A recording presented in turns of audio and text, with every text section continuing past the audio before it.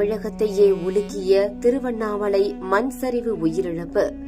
7 வெவ்வேறு வாகனங்களில் ஊர்வலமாக செல்லப்பட்ட உடல்கள். செல்லும் வழியெல்லாம் கண்ணீரை வடித்த திருவண்ணாமலை மக்கள்.